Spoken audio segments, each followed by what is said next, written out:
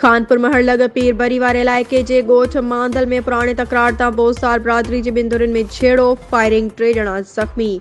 झेड़े दौरान नौजवान नदीम बोस्तार ऐं इरफान बोस्तार समेत 3 ॼणा ज़ख़्मी थी पिया। ज़ख़्मियुनि खे खानपुर महर थाणे तां लेटर मिलण बाद अस्पताल मुंतक़िल कयो वियो।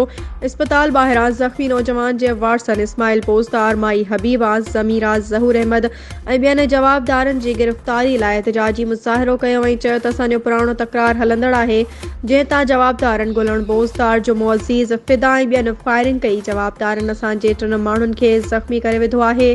वाक़िआ NC माई हबीबा जी फ़रियाद ते खानपुर महर थाणे ते दाख़िल कई वई आहे।